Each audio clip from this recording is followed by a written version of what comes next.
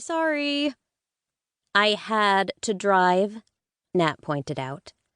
I know, totally my bad, Gina said, wrapping the neon pink and green apron with their Street Cakes logo emblazoned on it around her waist. I'm amazed the truck is still in one piece. Gina ducked, and the cupcake Nat threw at her bounced harmlessly off the wall.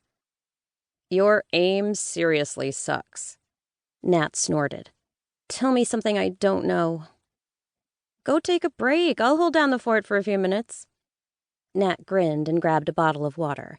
A nice little stroll did sound good. Just for a minute. Don't burn the place down while I'm gone. I'll try. Gina stuck her tongue out, the little girl gesture looking totally out of place with her favorite heavy eyeliner, lip ring, and pink-streaked black hair. Get out of here. Nat stepped outside the truck and took a deep breath, lifting her face to the slight breeze. The end of summer had given way to slightly cooler days, but it still got uncomfortably hot inside the truck. She closed her eyes and took another good breath and stepped around the side of the truck onto the sidewalk, right into a man who'd been innocently enjoying a cone of chocolate gelato.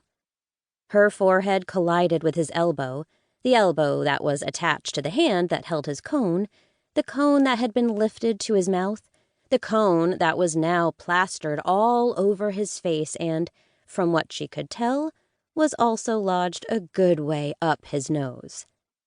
The gorgeous, perfectly sculpted nose that belonged to her Mr. Gelato. Holy crap, I'm so sorry.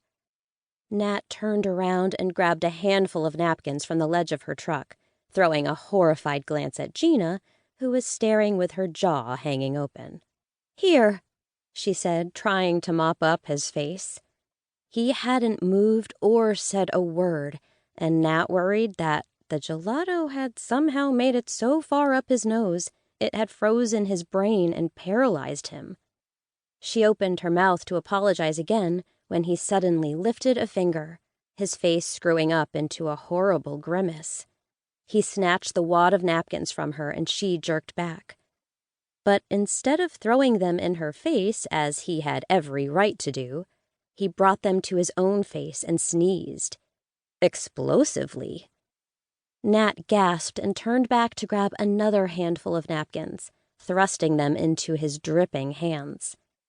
He took them, nodded his thanks, and blew his nose several more times. Here.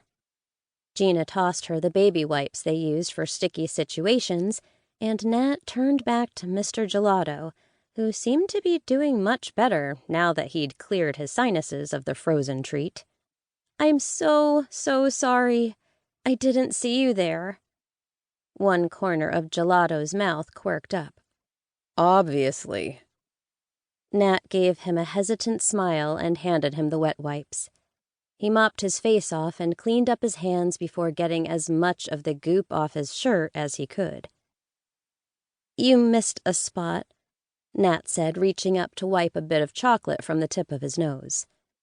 He didn't move but stood still, watching her with a pair of unbelievable blue eyes, almost gray. Like the color of the sky just before a storm, when it should be too dark to see anything, yet the sun manages to shine through. The ring surrounding the iris was such a dark shade of gray it was almost black. The combination was striking. Nat also couldn't help but notice her head would fit perfectly into the hollow beneath his chin, and she bet it would feel pretty damned wonderful to have his arms wrapped around her, arms that were encased in a gorgeous tailored suit. If the straining seams were any indication, they were probably everything her imagination was cracking them up to be. His smile grew wider, showing a row of straight, white teeth. A tiny scar cut through his upper lip just at the right corner. She had an outrageous urge to kiss that spot. She bit her own lip instead, trying to get a grip.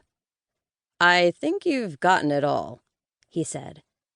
Might have taken off a few layers of skin, too. Nat blinked and dropped her hand, her face flaming hot.